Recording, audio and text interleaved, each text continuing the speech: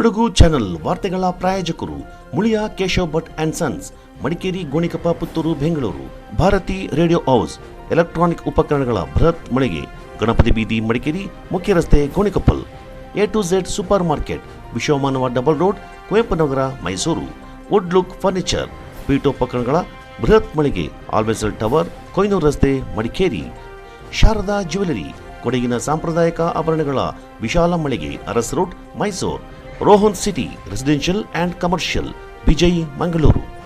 ZRN Kaveri silks, art and craft emporium, ಅಪ್ಪಟ ರೇಷ್ಮೆ ಸೀರೆಗಳ ಮಳಿಗೆ, ಮೈಸೂರು ರಸ್ತೆ, ಮಡಿಕೇರಿ. ಮಡಿಕೇರಿ ಶಾಸಕ ಡಾಕ್ಟರ್ ಮಂತರಗೌಡ ಅವರು ಮಂಗಳವಾರ ಕುಶಾಲನಗರದ ವಿವಿಧೆಡೆ ಹಲವು ಕಾಮಗಾರಿಗಳ ಉದ್ಘಾಟನೆಯನ್ನು ನೆರವೇರಿಸಿದರು. ನಂಜರಾಯಪಟ್ಟಣದಲ್ಲಿ ಪಂಚಾಯತ್ ರಾಜ್ ಇಲಾಖೆ ವತಿಯಿಂದ ಕೈಗೊಳ್ತಾ ಇರುವ ರಸ್ತೆ ನಿರ್ಮಾಣ ಕಾಮಗಾರಿಗೆ ಶಾಸಕ ಡಾಕ್ಟರ್ ಮಂತರಗೌಡ ಅವರು ಗುದ್ದಲಿ ಪೂಜೆ ನೆರವೇರಿಸಿದರು.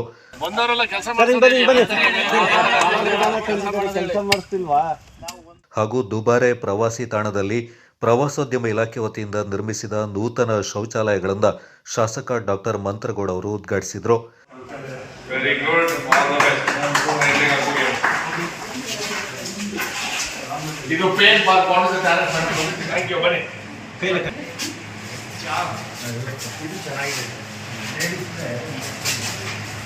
ಸ್ನಾನವೂ ಇದೆಯಾ?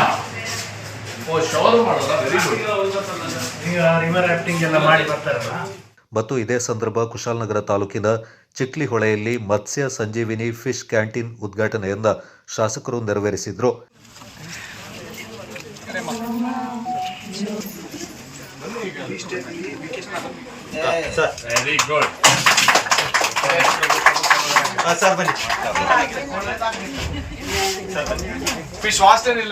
ಈ ಸಂದರ್ಭ ಕಾಂಗ್ರೆಸ್ನ ಪ್ರಮುಖರು ಹಾಗೂ ವಿವಿಧ ಇಲಾಖೆಗಳ ಅಧಿಕಾರಿಗಳು ಶಾಸಕರಿಗೆ ಸಾಥ್ ನೀಡಿದರು.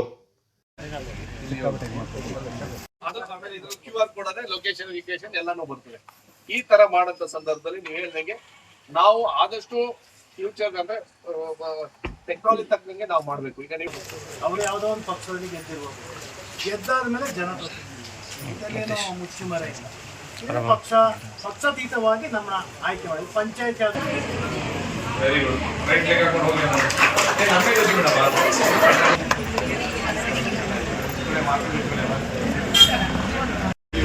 ವತಿಯಿಂದ ಎಲ್ಲರೂ ನಮ್ಮ ಯಾಕೆ ಅಂತಂದ್ರೆ ಹೆಣ್ಣು ಮಕ್ಕಳಿಗೆ ಸಹಾಯ ಸಂಘಗಳಿಗೆ ಸರ್ಕಾರಗಳು ಹಲವಾರು ಸರ್ಕಾರ ಮಹಿಳಾ ಶಕ್ತಿ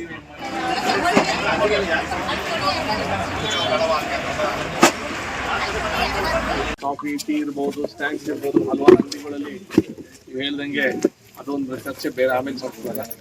ಇದೇ ಒಂದು ಚರ್ಚೆ. ಈಗ ಈ ಫಿಶ್ ಕ್ಯಾಂಟೀನಿನ ಉದ್ಘಾಟನೆ ಮಾಡೋಂಥ ಕಾರ್ಯಕ್ರಮದಲ್ಲಿ ಹಾಸನದಂತ ನಮ್ಮ ಗ್ರಾಮ ಇರ್ಬೋದು, ನಮ್ಮ ತಾಯ್ದಿಂದವ್ರಿಗೆ ಒಂದು ಶಕ್ತಿ ಕೊಡಂತ ಯೋಜನೆ. ಮಹಿಳೆಯರ ಆರ್ಥಿಕ ಸಬಲೀಕರಣಕ್ಕಾಗಿ ಸರ್ಕಾರ ಹಲವು ಯೋಜನೆಗಳನ್ನು ರೂಪಿಸಿದ್ದು, ಮಹಿಳೆಯರು ಯೋಜನೆಯಿಂದ ಸದುಪಯೋಗ ಪಡಿಸಿಕೊಳ್ಳಬೇಕೆಂದು ಶಾಸಕ ಡಾಕ್ಟರ್ ಮಂತರಗೌಡ ಅಭಿಪ್ರಾಯಪಟ್ಟಿದ್ದಾರೆ. ನ್ಯಾಷನಲ್ ರೂರಲ್ ಲವ್ಲಿಹುಡ್ ಮಿಷನ್ ಯೋಜನೆ ಅಡಿ ಬೆಟ್ಟದಳ್ಳಿ ಗ್ರಾಮ ಪಂಚಾಯಿತಿ ವತಿಯಿಂದ ಮಲ್ಲಳ್ಳಿ ಜಲಪಾತದ ಸಮೀಪ ನಿರ್ಮಾಣಗೊಂಡಿರುವ ಮತ್ಸ್ಯ ಸಂಜೀವಿನಿ ಫಿಶ್ ಕ್ಯಾಂಟೀನ್ ಅನ್ನು ಸೋಮವಾರ ಉದ್ಘಾಟಿಸಿ ಅವರು ಮಾತನಾಡಿದರು. ಮಹಿಳೆಯರ ಸಂಜೀವಿನಿ ಒಕ್ಕೂಟದ ಸಂಘದ ಮೂಲಕವೇ ಕ್ಯಾಂಟೀನ್ ನಡೆಯಲಿದೆ. ಪ್ರವಾಸಿಗರಿಗೆ ರುಚಿಯಾದ ಗುಣಮಟ್ಟದ ಆಹಾರವನ್ನು ಕಲ್ಪಿಸುವುದು ಸ್ವಸಹಾಯ ಸಂಘದವರ ಜವಾಬ್ದಾರಿಯಾಗಿದೆ. ಮೀನುಗಾರಿಕೆ ಇಲಾಖೆ ವತಿಯಿಂದ ಹಾರಂಗಿ ಹಿನ್ನೀರಿನಲ್ಲಿ ಬೆಳೆದಿರುವ ತಾಜಾ ಮೀನನ್ನು ಕಡಿಮೆ ದರದಲ್ಲಿ ನೀಡಲಾಗುತ್ತೆ. ಅದರ ಜೊತೆಗೆ ಕೋಳಿ ಮಾಂಸಾಹಾರವನ್ನು ಮಾಡಲು ಅವಕಾಶವಿದೆ ಎಂದರು. ಜಲಪಾತಕ್ಕೆ ಬಂದ ಪ್ರವಾಸಿಗರಿಗೆ ಇಲ್ಲಿ ಊಟ ಸಿಗ್ತಾ ಇರಲಿಲ್ಲ. ಇನ್ನು ಸಮಸ್ಯೆ ಆಗೋದಿಲ್ಲ. ಪ್ರವಾಸಿಗರೊಂದಿಗೆ ಆತ್ಮೀಯತೆಯಿಂದ ಮಾತನಾಡಬೇಕೆಂದರು. ನಾಗರಪೇಟೆ ತಾಲೂಕು ಬೆಟ್ಟಳ್ಳಿ ಗ್ರಾಮ ಪಂಚಾಯಿತಿಯಲ್ಲಿ ಒಂದು ರೀತಿಯಲ್ಲಿ ಇತಿಹಾಸ ಅಂತ ನನ್ನ ಅಭಿಪ್ರಾಯ. NRLM ವತಿಯಿಂದ ಅಂದರೆ ನ್ಯಾಷನಲ್ ರೂರಲ್ ಲೈವ್ಲಿಹುಡ್ ಮಿಷನ್ಸ್ ವತಿಯಿಂದ ಇಲ್ಲಿ ನಮ್ಮ ಒಂದು ಫಿಶ್ ಕ್ಯಾಂಟೀನು ನಮ್ಮ ಮಹಿಳಾ ಸಂಘದವರಿಗೆ ಒಂದು ಅವಕಾಶ ಮಾಡಿಕೊಟ್ಟಿದ್ದೇವೆ. ಈ ಫಿಶ್ ಕ್ಯಾಂಟೀನಲ್ಲಿ ನಮ್ಮ ಫಿಶರೀಸ್ ಡಿಪಾರ್ಟ್ಮೆಂಟ್ ವತಿಯಿಂದ ಒಂದು ಸ್ವಲ್ಪ ಕಡಿಮೆ ರೇಟಿಗೆ ಫಿಶ್ನ ಅಂದರೆ ಮೀನನ್ನ ಖರೀದಿ ಮಾಡಿಕೊಂಡು ಇಲ್ಲಿ ನಮ್ಮ ಮಳ್ಳಳ್ಳಿ ಫಾಲ್ಸ್ ವ್ಯಾಪ್ತಿದ್ರಲ್ಲಿ ನೀವು ಹೇಳ್ದಂಗೆ ಮಳ್ಳಳ್ಳಿ ಫಾಲ್ಸ್ ನಾವೇನು ಪ್ರಚಾರ ಮಾಡೋದೇನು ಅವಶ್ಯಕತೆ ಇಲ್ಲ. ಒಂದು ದೊಡ್ಡ ಮಟ್ಟದಲ್ಲಿ ಪ್ರವಾಸೋದ್ಯಮರು ದಿನನಿತ್ಯ ಸಾವಿರ ಜನ ಬಂದಂಥ ಸಂದರ್ಭದಲ್ಲಿ ಇಲ್ಲಿ ಪಂಚಾಯತಿ ವ್ಯಾಪ್ತಿಯಲ್ಲಿ ಒಂದು ಸಣ್ಣ ಮೊಳಗೆಗಳು ಮಾಡಿಕೊಂಡು ಸಾರ್ವಜನಿಕರಿಗೆ ಟೀ ಕಾಫಿ ಆ ಮಟ್ಟಕ್ಕೆ ಇಲ್ಲಿರೋದು. ಊಟಕ್ಕೆ ಅವಕಾಶ ಇರಲಿಲ್ಲ. ಇಲ್ಲಿಂದ ಸೋಮವಾರಪೇಟೆಗೆ ಬರಬೇಕಾಗಿತ್ತು, ಇಲ್ಲಾಂದ್ರೆ ಹಸ್ಕೊಂಡು ಹೋಗಬೇಕಾಗಿತ್ತು. ಅದಕ್ಕೋಸ್ಕರ ಇಲ್ಲಾಂದರೆ ಸ್ವಲ್ಪ ಹೈ-ಫೈ ರಿಸಾರ್ಟ್ಸ್ಗಳಲ್ಲಿ ನಮ್ಮವ್ರಿಗೆ ಆ ಮಟ್ಟಕ್ಕೆ ಖರೀದಿ ಮಾಡಲಿಕ್ಕೆ ಶಕ್ತಿ ಇಲ್ಲದವರಿಗೆ ನಮ್ಮ ಸ್ವಸಹಾಯ ಸಂಘಕ್ಕೆ ವತಿಯಿಂದ ಇವತ್ತು ಫಿಶ್ ಕ್ಯಾಂಟೀನ್ನ ಓಪನ್ ಮಾಡಿದ್ದೀವಿ.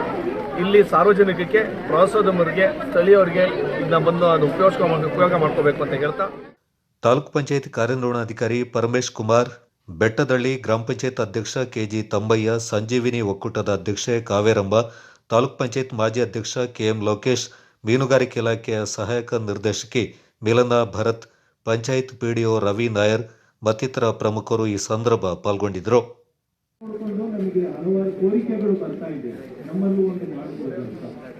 ಮಲ್ಲಳ್ಳಿ ಜಲಪಾತದ ಈ ಪ್ರವಾಸಿ ತಾಣದಲ್ಲಿ ಇಂದು ಈ ಫಿಶ್ ಕ್ಯಾಂಟೀನ್ ನಮ್ಮ ಕ್ಷೇತ್ರದ ಜನಪ್ರಿಯ ನಮ್ಮ ಸಂಘದಿಂದ ನಾವು ಒಂದು ಶಾಪಿಗೆ ಸಪ್ಲೈ ಮಾಡ್ತೀವಿ. ಎಲ್ಲಿ ಸಾರ್ಪೇಟೆ ಅವ್ರು ಕ್ಲೀನ್ ಮಾಡಿ ಸ್ಲೈಸ್ ಮಾಡಿ ಮತ್ತೆ ಒಂದು ಮೇಲೆ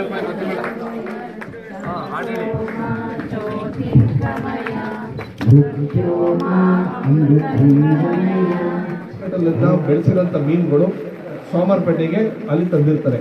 ಆ ಸೋಮವಾರಪೇಟೆ ಭಾಗದಲ್ಲಿ ಕ್ಲೀನ್ ಮಾಡಿ ಕಟ್ ಮಾಡಿ ವಾಪಸ್ಸು ನಿಮಗೆ ಮಾಮೂಲಿ 250 ರೂಪಾಯಿ 300 ರೂಪಾಯಿ ಆಗ್ಬೋದು ಒಂದು ಕೆಜಿಗೆ. ಮಾತ್ರ ಇವ್ರ ಕಡೆಯಿಂದ ಅನ್ಕ್ಲೀನ್ ಫಿಶ್ಗೆ 170 ರೂಪಾಯಿ ಕೆಜಿ ಸಿಗ್ಬೋದು ಅಂತ ನನ್ನ ಅಭಿಪ್ರಾಯ. ಅದರಲ್ಲೂ ನೀವು ದುಡ್ಡು ಉಳಿಸ್ಬೋದು. ಆ ಒಂದು ದೂರದೃಷ್ಟಿ ಯೋಜನೆಯಲ್ಲಿ ಮಹಿಳೆಯರ ಸಬಲೀಕರಣ, ಅವರ ಒಂದು ಎಂಪವರ್ಮೆಂಟು, ಅವ್ರಿಗೊಂದು ಶಕ್ತಿಯನ್ನ ತುಂಬಿಸುವಂಥದ್ದು ಮತ್ತು ಅವ್ರು ಮಾಡುವಂತ ಈ ವಸ್ತುಗಳನ್ನ ನಗರದ ಮನೆಯಿಂದ ಕಸ ಸಂಗ್ರಹ ಮಾಡ್ತಾ ಇದ್ದ ನಗರಸಭಾ ಚಾಲಕನೊಬ್ಬನ ಮೇಲೆ ತಂದೆ ಮತ್ತು ಮಗ ಹಲ್ಲೆ ನಡೆಸಿರುವ ಘಟನೆ ಮಡಿಕೇರಿಯಲ್ಲಿ ನಡೆದಿದೆ. ನಗರದ ಸ್ಟುವರ್ಟ್ ಹಿಲ್ ಬಡಾವಣೆಯಲ್ಲಿ ಮಂಗಳವಾರ ಬೆಳಗ್ಗೆ ನಡೆದ ಈ ಪ್ರಕರಣದಲ್ಲಿ ನೌಶಾದ್ ಎಂಬ ಚಾಲಕ ಗಾಯಗೊಂಡಿದ್ದು ಜಿಲ್ಲಾಸ್ಪತ್ರೆಯಲ್ಲಿ ಚಿಕಿತ್ಸೆ ಪಡೆಯುತ್ತಾ ಇದ್ದಾರೆ. ಹಲ್ಲೆ ನಡೆಸಿದ ಆರೋಪದಿಂದ ನಗರಸಭಾ ನಿವೃತ್ತ ಸಿಬ್ಬಂದಿ ರಾಮಚಂದ್ರ ಎಂಬುವರ ವಿರುದ್ಧ ದೂರು ದಾಖಲಾಗಿದೆ. ಬೆಳಿಗ್ಗೆ ನೌಶಾದ್ ಆಟೋದಲ್ಲಿ ಕಸ ವಿಲೇವಾರಿ ಕೆಲಸ ಮಾಡ್ತಾ ಇದ್ರು. ರಾಮಚಂದ್ರ ಎಂಬುವರ ಮನೆಯಲ್ಲಿದ್ದ ಹೆಚ್ಚಿನ ಪ್ರಮಾಣದ ಕಸವೊಂದ ಒಮ್ಮೆಗೆ ಕೊಂಡೊಯ್ಯಲಾಗುವುದು ಎಂದು ನೌಶಾದ್ ತಿಳಿ ಹೇಳಿದ್ದರು ಎನ್ನಲಾಗಿದೆ. ಸಣ್ಣ ವಾಹನವಾಗಿರುವುದರಿಂದ ಉಳಿದ ಕಸವೊಂದ ನಾಳೆ ಕೊಂಡೊಯ್ಯುವುದಾಗಿ ಹೇಳಿದ್ರು. ಇದರಿಂದ ಕೆರಳಿದ ರಾಮಚಂದ್ರ ನೌಶಾದ್ನನ್ನ ವಾಹನದಿಂದ ಎಳೆದು ಹಲ್ಲೆ ನಡೆಸಿದ್ದಾರೆ ಎಂದು ದೂರಿನಲ್ಲಿ ತಿಳಿಸಲಾಗಿದೆ. ಈ ವೇಳೆ ಹಲ್ಲೆಗೊಳಗಾದ ನೌಶಾದ್ ವಾಹನದಲ್ಲಿದ್ದ ಕಸವೊಂದ ರಾಮಚಂದ್ರ ಮನೆಯ ಮುಂದೆ ಸುರಿದು ಆಕ್ರೋಶ ವ್ಯಕ್ತಪಡಿಸಿದ್ದಾರೆ. ಈ ವರ್ತನೆಗೆ ಕಿಡಿಯಾದ ಮಾಲಾಧಾರಿಯಾಗಿದ್ದ ರಾಮಚಂದ್ರ ಅವರ ಮಗನು ಹಲ್ಲೆ ನಡೆಸಿದ್ದಾನೆಂದು ನೌಶಾದ್ ಹೇಳಿಕೆ ನೀಡಿದ್ದಾರೆ. ಗಾಯಗೊಂಡಿರುವ ನೌಶಾದ್ ಜಿಲ್ಲಾಸ್ಪತ್ರೆಗೆ ದಾಖಲಾಗಿದ್ದಾರೆ. ಸ್ಥಳಕ್ಕೆ ಪೌರಸೇವಾ ನೌಕರರ ಸಂಘದ ಪದಾಧಿಕಾರಿಗಳು ಮತ್ತು ಪೌರಾಯುಕ್ತ ರಮೇಶ್ ಭೇಟಿ ನೀಡಿದ್ದು ಪರಿಶೀಲನೆ ನಡೆಸಿದ್ದಾರೆ. ಅಲ್ಲದೆ ಸುರಿಯಲಾಗಿದ್ದ ಕಸವೊಂದ ತೆರವುಗೊಳಿಸಿ ಸ್ಥಳವೊಂದ ಸ್ವಚ್ಛಗೊಳಿಸಲಾಗಿದೆ.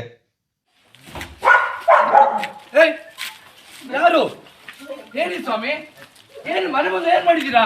ಸ್ವಾಮಿ ಹೇಳ್ತೀವಿ, ಸ್ವಾಮಿ ಶರಣ, ಸ್ವಾಮಿ ಹೇಳ್ತೀವಿ, ಯಾರೇ ವಿಷಯ ಆಗಿತ್ತು?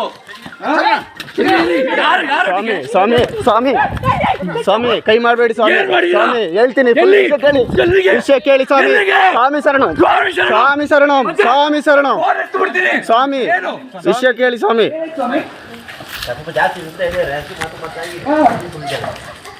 ಹೌದು ಸ್ವಾಮಿ, ಸುರ್ದಿ ಸ್ವಾಮಿ ಅವರು ಹೊಡೆದಿದ್ದು ಸ್ವಾಮಿ, ಹೇಳ್ತೀನಿ ಸ್ವಾಮಿ, ಹೇಳ್ತೀನಿ.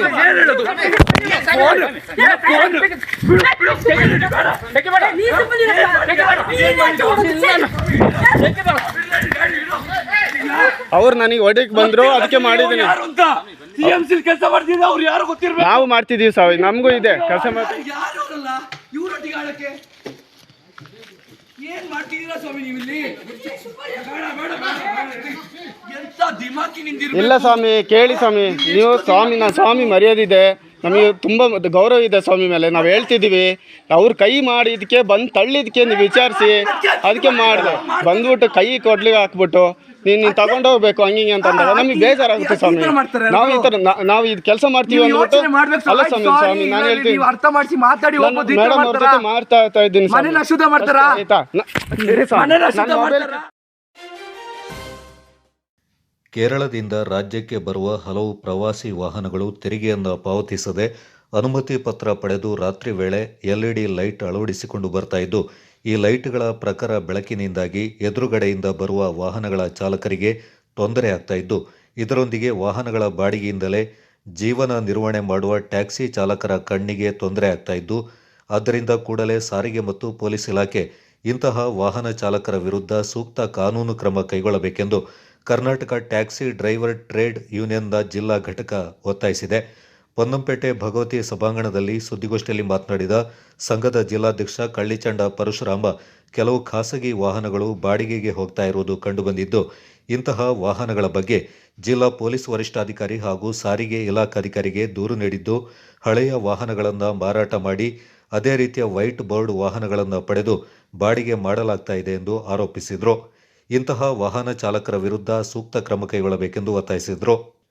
ಸಂಘದ ರಾಜ್ಯ ಸಂಘಟನಾ ಕಾರ್ಯದರ್ಶಿ ವಿನ್ಸೆನ್, ಉಪಾಧ್ಯಕ್ಷರಾದ ಅಖಿಲ, ಪ್ರಧಾನ ಕಾರ್ಯದರ್ಶಿ ಶ್ರೀನಿವಾಸನ್ ಮತ್ತಿತರರು ಸುದ್ದಿಗೋಷ್ಠಿಯಲ್ಲಿ ಪಾಲ್ಗೊಂಡಿದ್ದರು. ಕೊಡಗು ಚಾನಲ್ ವರದಿ Champa Gagana, Ponnampete. Karnataka taxi driver organisation ವತಿಯಿಂದ ನಾನೀಗ ಕೆಲವು ವಿಚಾರಗಳನ್ನು ತಿಳಿಸಲಿಕ್ಕೆ ಬರ್ತಾ ಇದ್ದೇನೆ.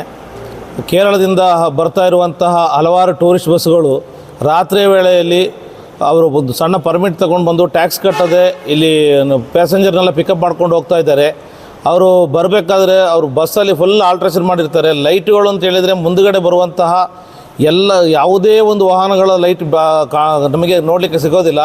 ಫುಲ್ ಲೈಟ್ ಹಾಕಿರ್ತಾರೆ. ಮತ್ತು LED ಲೈಟ್ಗಳನ್ನು ಆ ಬಸ್ಗಳಲ್ಲಿ ಅಳವಡಿಸಿದ್ದಾರೆ. ಮತ್ತು ಸಾರ್ವಜನಿಕವಾಗಿಯೂ ಅಷ್ಟೇ ಎಲ್ಲ ವಾಹನಗಳಲ್ಲಿ LED ಲೈಟ್ಗಳಿವೆ. ಅದರಿಂದ ಟ್ಯಾಕ್ಸಿ ಚಾಲಕರು ಪ್ರತಿನಿತ್ಯ ದುಡಿತಾ ಇರ್ತಾರೆ, ಹಗಲು ರಾತ್ರಿ ಅಂತ ಹೇಳಿದೆ. ಆ ಚಾಲಕರ ಕಣ್ಣಿನ ದೃಷ್ಟಿ ತುಂಬ ತೊಂದರೆ ಆಗ್ತದೆ.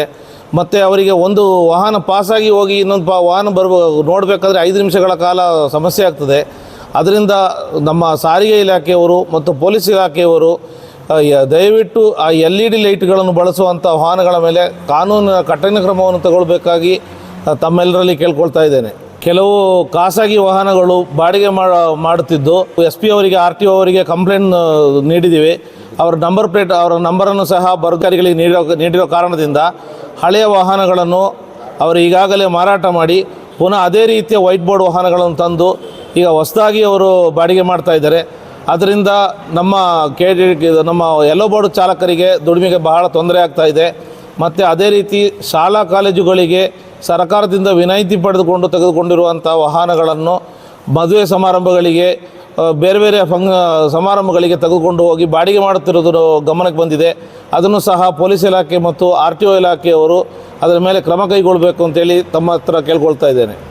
ಈ ಒಂದು ಶಬರಿಮಲೆ ತೀರ್ಥಯಾತ್ರೆಗೆ ನಮ್ಮ ದಕ್ಷಿಣ ಭಾರತದ ಒಂದು 7-8 ರಾಜ್ಯಗಳಿಂದ ಮತ್ತು ವಿದೇಶಗಳಿಂದಲೂ ಕೂಡ ಅಯ್ಯಪ್ಪ ಭಕ್ತಾದಿಗಳು ಶಬರಿಮಲೆಗೆ ಹೋಗುವಂಥದ್ದು.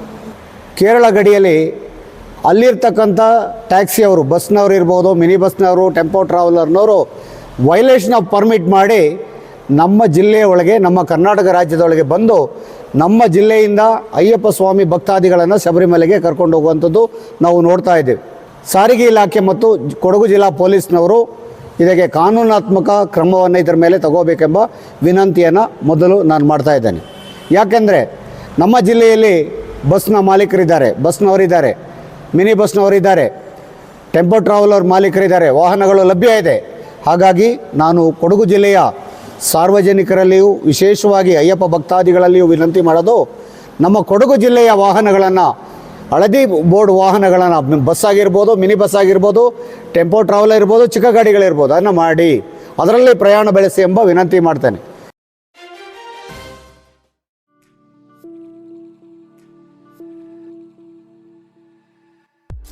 ಮಡಿಕೇರಿಯಲ್ಲಿ ನೂತನವಾಗಿ ಆರಂಭಗೊಂಡಿದೆ.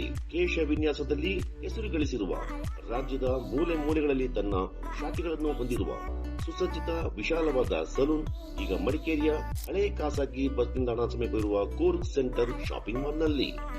Shades family salon, first floor near Reliance trends, Coorg centre shopping mall, Madikeri. Get amazing deals and festive discounts. Advanced haircut and advanced facial, manicure.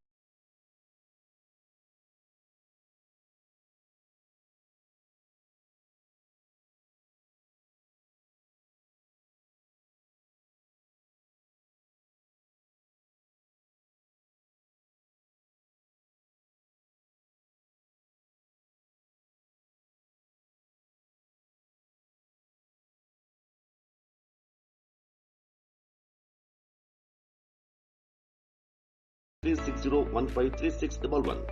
Shades Family Saloon, Madikeri. ನಿನ್ನ ವಶವನ ತಿಳಿವೆ, ನಿನ್ ಕಲ್ಪನೆನ ಹಾರಿವೆ, ಒಳ್ಳೆ ಕ್ಷಣಗಳನ್ನು ನೆಡುವೆ, ನಿನ್ನಗುವಲಿ ಹರ್ಷಿಸುವೆ. Love the moments with La Vista and live the moments with La Vista. La Vista, La Vista, La Vista. ಕ್ಷಣಗಳನ್ನು ಸವಿಯಾಗಿಸುತ್ತದೆ Levista coffee. Business ಇನ್ವೆಸ್ಟ್ಮೆಂಟ್ಗೆ ಹೊಸ land mark Rohan city. ವಾಣಿಜ್ಯ ಸ್ಥಳಗಳ ಮೇಲಿನ ಹೂಡಿಕೆಯ ಮೇಲೆ 7.5% ನಷ್ಟು ಗ್ಯಾರಂಟಿಡ್ ರಿಟರ್ನ್. ತಡ ಯಾಕೆ? ಈಗಲೇ ಇನ್ವೆಸ್ಟ್ ಮಾಡಿ. ನಿಮ್ಮ ಹೂಡಿಕೆಗೆ ಬೆಸ್ಟ್ ಪ್ರೈಸ್ ಸಿಗುವಾಗ ತಡ ಯಾಕೆ? ನಿಮ್ಮ ಸಕ್ಸೆಸ್ನ ಹೊಸ ಅಡ್ರೆಸ್ ರೋಹನ್ ಸಿಟಿ, ವಿಜಯ್, ಮಂಗಳೂರು.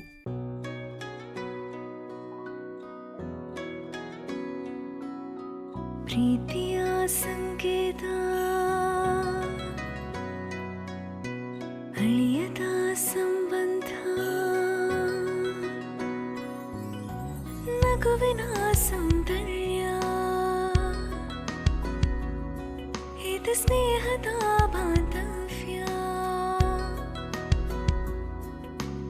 ಒಲವಿನ ಪ್ರತಿಧ್ವನಿ ತಂದಿದೆ ಸಂತಸ, ಚಿನ್ನದ ಪ್ರತಿಹನಿ ತಂದಿದೆ ಸಂಭ್ರಮ.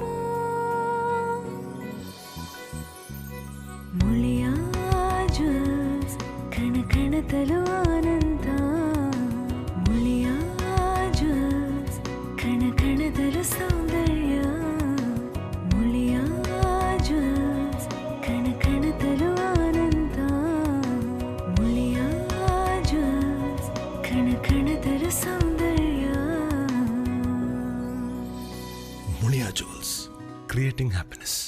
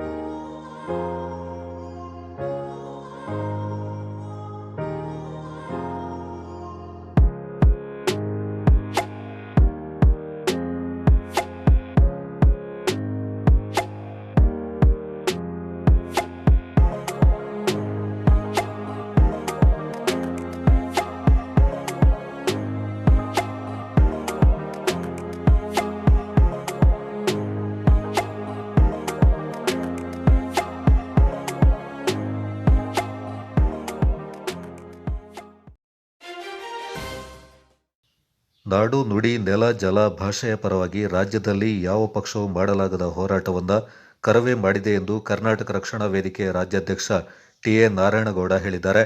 ಕರ್ನಾಟಕ ರಕ್ಷಣಾ ವೇದಿಕೆ ಆಶ್ರಯದಲ್ಲಿ ಕುಶಾಲನಗರದ ಕಲಾಭವನದಲ್ಲಿ ಏರ್ಪಡಿಸಿದ್ದ ಸುವರ್ಣ ಕರ್ನಾಟಕ ಕನ್ನಡ ರಾಜ್ಯೋತ್ಸವ ಮತ್ತು ಜಿಲ್ಲಾ ಮಟ್ಟದ ನೃತ್ಯೋತ್ಸವ ಕಾರ್ಯಕ್ರಮದಲ್ಲಿ ಪಾಲ್ಗೊಂಡು ಅವರು ಮಾತನಾಡಿದರು. ನಾಡು ನುಡಿ ನೆಲ ಜಲ ಭಾಷೆಯ ಪರವಾಗಿ ಹೋರಾಟ ಮಾಡಿ ಯಾವುದೇ ಶಾಸಕರು ಕೂಡ ಜೈಲು ಪಾಲಾದ ಉದಾಹರಣೆಗಳಿಲ್ಲ. ಇತಿಹಾಸದಲ್ಲಿ ಸಾವಿರಾರು ಹೋರಾಟದ ಮೂಲಕ ಕರವೇ ರಾಜ್ಯದ ಗಡಿ ಪ್ರದೇಶಗಳಲ್ಲಿ ರಾಜಧಾನಿ ಬೆಂಗಳೂರಿನಲ್ಲಿ ಕನ್ನಡ ಅಸ್ತಿತ್ವವನ್ನು ಉಳಿಸಿ ಬೆಳೆಸಿದೆ. ಕಳೆದ 26 ವರ್ಷಗಳಿಂದ ಜೀವದ ಹಂಗು ತೊರೆದು ಕರವೇ ಕಾರ್ಯಕರ್ತರು ಶ್ರಮಪಟ್ಟಿದ್ದಾರೆಂದರು. ಇದು ಪ್ರಗತಿ ಅಲ್ವಾ? ಸರ್ಕಾರಗಳು ಮಾಡೋದೇ ಪ್ರಗತಿನ, ಕೆಲಸ ಮಾಡೋದೇ ಪ್ರಗತಿನ, ಇದು ಪ್ರಗತಿ ಅಲ್ವಾ? ಈ ತರ ನಿರಂತರವಾಗಿ ಕರ್ನಾಟಕ ರಕ್ಷಣಾ ವೇದಿಕೆ ರಾಜ್ಯದ ಎಲ್ಲ ಸಮಸ್ಯೆಗಳನ್ನು ಹೊತ್ತು ನಾಡಿನುದ್ದಗಲಕ್ಕೂ ಕೆಲಸ ಮಾಡ್ತಾ ಇದೆ. ಅವ್ರು ಹೇಳ್ತಾ ಇದ್ರು, ದೀಪಕ್ ಮಾತಾಡುವಾಗ ಚಿತ್ರಾವತಿಯ ನದಿ ನೀರಿನ ವಿಚಾರವನ್ನು ಪ್ರಸ್ತಾವನೆ ಮಾಡಿದ್ರು. ಹೌದು, ಕೋಲಾರ ಜಿಲ್ಲೆ ಒಂದು ರೀತಿಯ ಬರಡು ಭೂಮಿ. 1200 ಹುಟ್ಟಿದಂತ ಪುಣ್ಯದ ಭೂಮಿಯಲ್ಲಿ, ಕರ್ಮಭೂಮಿಯಲ್ಲಿ, ಜನ್ಮಭೂಮಿಯಲ್ಲಿ, ಧರ್ಮಭೂಮಿಯಲ್ಲಿ ಇವತ್ತು ಇಂಥದ್ದೊಂದು ಕಾರ್ಯಕ್ರಮ ನಡೀತಾ ಇದೆ. ನನಗೆ ಭಾರಿ ಖುಷಿ ಆಗ್ತಾ ಇದೆ. ಕೊಡ್ಲಿಪೇಟೆ ಕಿರಿಕೊಡ್ಲಿ ಮಠಾಧೀಶರಾದ ಸದಾಶಿವ ಸ್ವಾಮೀಜಿಯವರು ಮಾತನಾಡಿ, ಕನ್ನಡ ಭಾಷೆ ಬಗ್ಗೆ ರಾಜಕೀಯ ಮುಖಂಡರಿಗಿಂತ ಕನ್ನಡ ಪರ ಸಂಘಟನೆಗಳಿಗೆ ಪ್ರೀತಿ ಜಾಸ್ತಿ. ಅದರಲ್ಲೂ ಕರವೇ ಕನ್ನಡ ನಾಡು ನುಡಿ ಭಾಷೆ ರಕ್ಷಣೆಗೆ ರಾಜ್ಯದ ಗಡಿಯಿಂದ ಸೈನಿಕನಂತೆ ಸಂರಕ್ಷಿಸುವ ಕೆಲಸ ಮಾಡುತ್ತಾ ಬರ್ತಾ ಇದೆ ಎಂದರು. ಸಾಧ್ಯ ಆಗೋದಿಲ್ಲ. ಯಾಕೆ ಅಂದರೆ ಅವರೆಲ್ಲರಿಗೂ ಕೂಡ ಎಲ್ಲರ ಮತಗಳು ಬೇಕು, ಓಟ್ ಬೇಕು. ಒಬ್ಬರ ಭಾಷೆಯ ಪರವಾಗಿ ಮಾತನಾಡಿದ್ರೆ ಇನ್ನೊಂದು ಭಾಷೆಯವರು ಸಿಟ್ ಮಾಡ್ಕೊಳ್ತಾರೆ, ಇನ್ನೊಂದು ಭಾಷೆಯವರ ಪರವಾಗಿ ಮಾತನಾಡಿದರೆ ಮತ್ತೊಂದು ಭಾಷೆಯವರು ಸಿಟ್ ಮಾಡ್ಕೊಳ್ತಾರೆ. ಆ ಕಾರಣಕ್ಕೆ ಈ ಹೋರಾಟಕ್ಕೆ ಯಾರೂ ಕೂಡ ಅದನ್ನು ಮುಂಚೂಣಿಯಲ್ಲಿಟ್ಟುಕೊಂಡು ಹೋರಾಟ ಮಾಡೋದಿಲ್ಲ. ಅವರು ಸುಮ್ಮನೆ ಆದರು ಅಂತ ಹೇಳಿ ನಾವು ಸುಮ್ಮನೆ ಆದರೆ ಮುಂದಿನ ದಿನಗಳಲ್ಲಿ ನಮ್ಮ ಭಾಷೆಯನ್ನು ಎಲ್ಲೋ ಒಂದು ಕಡೆ ಕಳ್ಕೊಳ್ಳುವಂಥ ವ್ಯವಸ್ಥೆಗೆ ನಾವು ಹೋಗಬೇಕಾಗ್ತದೆ. ಕರವೇ ಕೊಡಗು ಜಿಲ್ಲಾಧ್ಯಕ್ಷ ದೀಪಕ್, ರಾಜ್ಯ ಉಪಾಧ್ಯಕ್ಷರಾದ ಪುಟ್ಟಗೌಡ, ವೀರಭದ್ರ, ಮಹಿಳಾ ಘಟಕದ ರಾಜ್ಯ ಉಪಾಧ್ಯಕ್ಷೆ ಶ್ವೇತಾ ಮೋಹನ್ಗೌಡ, ಸಂಗೀತ ಚಂದನ್ಗೌಡ ಮತ್ತಿತರ ಪ್ರಮುಖರು ಈ ಸಂದರ್ಭ ಪಾಲ್ಗೊಂಡಿದ್ದರು. ವೈದ್ಯಕೀಯ ಕಾಲೇಜು ಇದ್ರೂ ಕೂಡ ಒಂದು ಎಮರ್ಜೆನ್ಸಿ ಆಸ್ಪತ್ರೆ ಇಲ್ಲ. ಏನು ಅಂತ ಹೇಳಿದ್ರೆ, ಒಂದು ಮೂಳೆ ಮುರಿದ್ರೆ ನಾವು ಮಡಿಕೇರಿ ಆಸ್ಪತ್ರೆ ಕರ್ಕೊಂಡು ಹೋಗ್ತೀವಿ, ಅಲ್ಲಿಂದ ಸೀದಾ ಮಂಗಳೂರು. ಏನೇ ಒಂದು ಪಾಯ್ಸನ್ ವಿಷದ ಕೇಸ್ ಬಂದ್ರೆ ಅಲ್ಲಿಂದ ಸೀದಾ ಮೈಸೂರಿಗೆ ಕಳಿಸ್ತಾರೆ. ನಾವು ಕರ್ನಾಟಕ ರಕ್ಷಣಾ ವೇದಿಕೆಯ ನಮ್ಮ ಟಿ.ಎ. ನಾರಾಯಣಗೌಡರ ಸಹಾಯವನ್ನು ತಗೊಂಡು ಇವತ್ತಿನಿಂದಲೇ ಈ ಹೋರಾಟವನ್ನ ಕೈಗೆತ್ತಿಕೊಳ್ಬೇಕು. ಇಲ್ಲಿಂದ ಬೆಂಗಳೂರಿನವರೆಗೆ ಪಾದಯಾತ್ರೆ ಮಾಡೋದಾದ್ರೂ ಸರಿನೇ. ತಾವೆಲ್ಲರೂ ಕೂಡ ನಾವು ಮಹಿಳೆಯರು ಕೂಡ ಕರ್ನಾಟಕ ರಕ್ಷಣಾ ವೇದಿಕೆಯಲ್ಲಿ ಇದ್ದೀವಿ. ಅದಕ್ಕೆ ಅವಕಾಶವನ್ನ ನಮಗೆ ಮಾಡಿಕೊಟ್ಟಿರುವಂಥದ್ದು ಅಣ್ಣ ಟಿ.ಎ. ನಾರಾಯಣಗೌಡರು. ಇವತ್ತು ನಾನು ದೀಪಾ ಪೂಜಾರಿ ಅವ್ರನ್ನ ನೋಡಿದಾಗ ಬಹಳನೇ ಸಂತೋಷ ಆಗುತ್ತೆ. ಯಾಕೆ ಈ ವಿಚಾರವನ್ನ ಹೇಳ್ತೀನಿ ಅಂದ್ರೆ, ಬರೀ ಪುರುಷರು ಬರ್ತಾರೆ ನಮ್ಮ ಸಂಘಟನೆಗೆ, ದುಡಿತಾರೆ, ತದನಂತರದಲ್ಲಿ ಒಂದಷ್ಟು ದಿನ ಆದ್ಮೇಲೆ ಅವ್ರಿಗೆ ಯಾವುದೋ ಒಂದು ಅನಾರೋಗ್ಯ ಆಗತ್ತೋ ಅಥವಾ ನಮ್ಮಿಂದ ದೂರ ಉಳಿತಾರೆ ಅಂದಾಗ ಅಣ್ಣ ಯಾವತ್ತೂ ಆ ಕುಟುಂಬಗಳನ್ನ ಯಾವತ್ತೂ ದೂರ ಮಾಡ್ಕೊಳ್ಳೋದಿಲ್ಲ. ರಕ್ಷಣಾ ವೇದಿಕೆ ಎನ್ನುವುದು ನಾರಾಯಣಗೌಡರು ಒಂದು ಹುಟ್ಟು ಹಾಕಿದಂತಹ ಒಂದು ದೊಡ್ಡ ಸಂಘಟನೆ. ಈ ಸಂಘಟನೆಯಲ್ಲಿ ಬರೀ ಅನ್ನು ಮಾತ್ರ ಮಾಡ್ತಾ ಬಂದಿಲ್ಲ. ಈ ಸಂಘಟನೆಯಿಂದ ಹಲವಾರು ಜಿಲ್ಲೆಗಳ ಅಭಿವೃದ್ಧಿ ಕಾರ್ಯವನ್ನು ಸಹ ನಮ್ಮ ನಾಯಕರು ಮಾಡಿದ್ದಾರೆ ಅನ್ನೋದಕ್ಕೆ ಸಾಕಷ್ಟು ಉದಾಹರಣೆಗಳಿವೆ. ಈ ಹಿಂದೆ ನಿಮಗೆ ಸಾಕಷ್ಟು ಜನರಿಗೆ ಗೊತ್ತಿದೆ, ಅಧಿಕ ಮಳೆ ಬಂದಂತಹ ಸಂದರ್ಭದಲ್ಲಿ ಕೊಡಗು, ಮಡಿಕೇರಿ ಎಲ್ಲವೂ ಕೂಡ ಪ್ರವಾಹಕ್ಕೆ ತುತ್ತಾಗಿರುತ್ತೆ.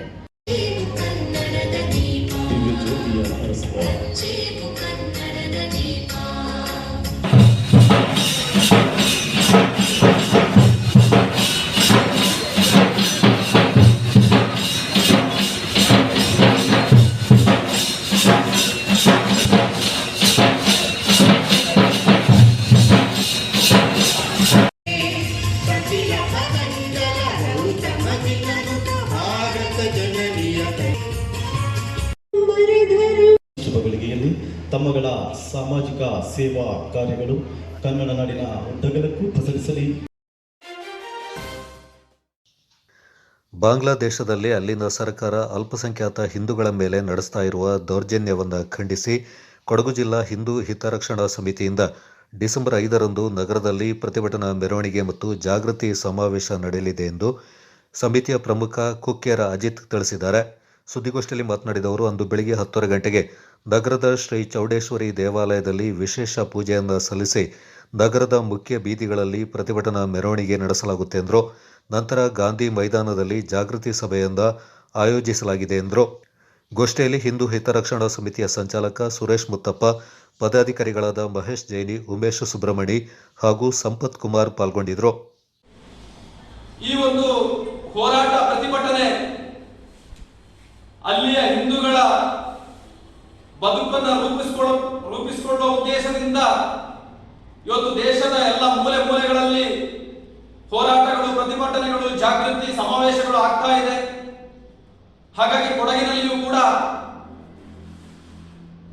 ಹಿಂದೂ ಹಿತರಕ್ಷಣಾ ಸಮಿತಿಯ ವತಿಯಿಂದ 5ನೇ ತಾರೀಕು 10:30 ಗಂಟೆಗೆ ಶ್ರೀ ಚೌಡೇಶ್ವರಿ ದೇವಸ್ಥಾನದಲ್ಲಿ ಪೂಜೆಯನ್ನು ಮಾಡುವುದರ ಮೂಲಕ ಮೆರವಣಿಗೆ ಮೂಲಕ ಸಾಗಿ ಗಾಂಧಿ ಮೈದಾನದಲ್ಲಿ ಜಾಗೃತಿ ಸಭೆಯನ್ನು ಕೂಡ ಏರ್ಪಡಿಸಿದ್ದೇವೆ. ಹಾಗಾಗಿ ಆ ಬಾಂಗ್ಲಾದ ಹಿಂದೂಗಳ ಒಂದು ರಕ್ಷಣೆಗೋಸ್ಕರ ನಾವಿದ್ದೇವೆ ಅನ್ನತಕ್ಕಂಥ ಸಂದೇಶವನ್ನು ಕೊಡುವುದರ ಮೂಲಕ ಸರ್ಕಾರ ತಕ್ಷಣದಲ್ಲೇ ಬಾಂಗ್ಲಾದ ಹಿಂದೂಗಳ ಅನ್ಯಾಯದ ವಿರುದ್ಧ ಸ್ಪಂದನೆಯನ್ನ ಮಾಡಬೇಕನ್ನತಕ್ಕಂಥ ಆಗ್ರಹದ ಮೂಲಕ ವಿಶ್ವಸಂಸ್ಥೆ ಖಂಡನ ತಿಳಿಸಬೇಕನ್ನತಕ್ಕಂಥದ್ದು ಕೂಡ ನಮ್ಮ ಬೇಡಿಕೆಯಲ್ಲಿ ಇಟ್ಟಿದ್ದೇವೆ. ಹಾಗಾಗಿ ಈ ಒಂದು ಪ್ರತಿಭಟನೆಯಲ್ಲಿ ಹೆಚ್ಚಿನ ಸಂಖ್ಯೆಯಲ್ಲಿ ಎಲ್ಲ ಹಿಂದೂ ಬಂಧುಗಳು ಭಾಗವಹಿಸುವುದರ ಮೂಲಕ ಆ ಬಾಂಗ್ಲಾದ ಹಿಂದೂಗಳಿಗೆ ರಕ್ಷಣೆ ಕೊಡತಕ್ಕಂಥ ದೃಷ್ಟಿಯಿಂದ ಭಾಗವಹಿಸಬೇಕನ್ನತಕ್ಕಂಥ ಮನವಿಯನ್ನ ಈ ಮೂಲಕ ಮಾಡಿಕೊಳ್ತಾ ಇದ್ದೇವೆ. ವಿಶ್ವ ಏಡ್ಸ್ ದಿನದ ಅರಿವು ಕಾರ್ಯಕ್ರಮಕ್ಕೆ ಭಾರತೀಯ ರೆಡ್ ಕ್ರಾಸ್ ಸಂಸ್ಥೆಯ ಸಭಾಪತಿ ರವೀಂದ್ರ ರೈ ಅವರು ಜ್ಯೋತಿ ಬೆಳಗಿಸಿ ಉದ್ಘಾಟಿಸಿ ಮಾತನಾಡಿದರು. ಜಿಲ್ಲಾ ಆರೋಗ್ಯ ಮತ್ತು ಕುಟುಂಬ ಕಲ್ಯಾಣಾಧಿಕಾರಿ ಡಾಕ್ಟರ್ ಸತೀಶ್ ಕುಮಾರ್ ಮಾತನಾಡಿ, HIV ಏಡ್ಸ್ ನಿಯಂತ್ರಣ ಕುರಿತು ಸರ್ಕಾರದ ಜೊತೆ ಸರ್ಕಾರೇತರ ಸಂಘ ಸಂಸ್ಥೆಗಳು ಕೈಗೊಂಡ ಕ್ರಮಗಳ ಬಗ್ಗೆ ಜನರಿಗೆ ಜಾಗೃತಿ ಮೂಡಿಸಲಾಗ್ತಾ ಇದೆ ಎಂದರು. ವಿಶ್ವ ಏಡ್ಸ್ ದಿನ ಪ್ರಯುಕ್ತ ಜಾಥಾವೊಂದ ಪ್ರಧಾನ ಜಿಲ್ಲಾ ಮತ್ತು ಸತ್ರ ನ್ಯಾಯಾಧೀಶರಾದ ಹಾಗೂ ಜಿಲ್ಲಾ ಕಾನೂನು ಸೇವಾ ಪ್ರಾಧಿಕಾರದ ಅಧ್ಯಕ್ಷರಾದ ಪ್ರಶಾಂತಿ ಜಿ ಅವರು ಉದ್ಘಾಟಿಸಿದರು. ಜಿಲ್ಲಾ ಕಾನೂನು ಸೇವಾ ಪ್ರಾಧಿಕಾರದ ಸದಸ್ಯ ಕಾರ್ಯದರ್ಶಿ ಶುಭಾ, ಜಿಲ್ಲಾ ಏಡ್ಸ್ ನಿಯಂತ್ರಣಾಧಿಕಾರಿ ಡಾಕ್ಟರ್ ಆನಂದ್, ಲಯನ್ಸ್ ಸಂಸ್ಥೆ, ರೋಟರಿ ಮಿಸ್ಟಿ ಹಿಲ್ಸ್ ಸಂಸ್ಥೆ ಅಧ್ಯಕ್ಷರು ಹಾಗೂ ರೆಡ್ ಕ್ರಾಸ್ ಸಂಸ್ಥೆಯ ರವೀಂದ್ರ ರೈ ಮತ್ತಿತರರು ಈ ಸಂದರ್ಭ ಪಾಲ್ಗೊಂಡಿದ್ದರು.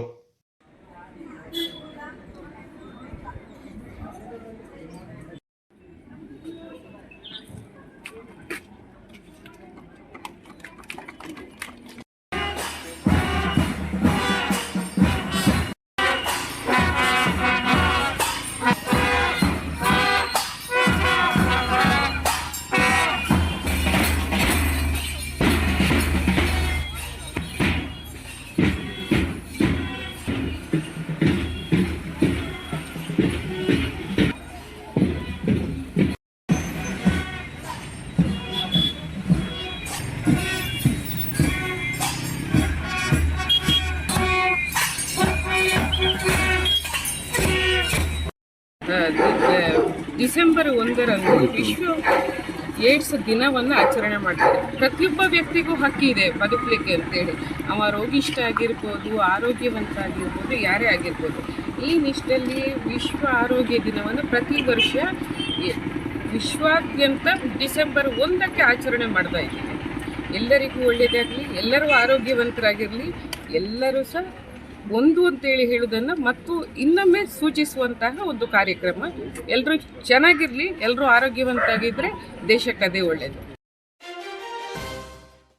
ಸಾಮಾಜಿಕ ಜಾಲತಾಣದಲ್ಲಿ ವೀರ ಸೇನಾನಿಗಳಾದ ಫೀಲ್ಡ್ ಮಾರ್ಷಲ್ KM ಕಾರ್ಯಪ್ಪ ಮತ್ತು ಜನರಲ್ ತಿಮ್ಮಯ್ಯ ಅವರ ವಿರುದ್ಧ ಅವಹೇಳನಕಾರಿ ಸಂದೇಶ ಹಾಕಿದ ವ್ಯಕ್ತಿಯಿಂದ ಗಡೀಪಾರು ಮಾಡಬೇಕು ಮತ್ತು ಪ್ರಕರಣವನ್ನು ರಾಷ್ಟ್ರೀಯ ತನಿಖಾ ತಂಡದ ಮೂಲಕ ತನಿಖೆಗೆ ಒಳಪಡಿಸಬೇಕೆಂದು ಟಿ ಶೆಟ್ಟಿಗೇರಿ ಕೊಡವ ಸಂಘದ ಅಧ್ಯಕ್ಷ ಬೊಟ್ಟಂಗಡ ಗಿರೀಶ್ ಪೆಮ್ಮಯ್ಯ ಒತ್ತಾಯಿಸಿದ್ದಾರೆ. ಸುದ್ದಿಗೋಷ್ಠಿಯಲ್ಲಿ ಮಾತನಾಡಿದವರು, ಇಡೀ ವಿಶ್ವವೇ ಗೌರವದಿಂದ ನೋಡುವ ಫೀಲ್ಡ್ ಮಾರ್ಷಲ್ ಕಾರ್ಯಪ್ಪ ಮತ್ತು ಜನರಲ್ ತಿಮ್ಮಯ್ಯ ಅವರು ಯಾವುದೇ ಒಂದು ಸಮುದಾಯಕ್ಕೆ ಸೀಮಿತರಾದವರಲ್ಲ. ಅಂಥವರ ವಿರುದ್ಧ ಅವಹೇಳನಕಾರಿ ಸಂದೇಶ ಹಾಕಿರುವುದು ಕೊಡಗಿನಲ್ಲಿ ನೆಲೆಸಿರುವ ನಿವೃತ್ತ ಸೈನಿಕರು ಸೇರಿದಂತೆ ಎಲ್ಲ ಸಮೂಹದವರಿಗೆ ನೋವನ್ನುಂಟು ಮಾಡಿದೆ ಎಂದರು.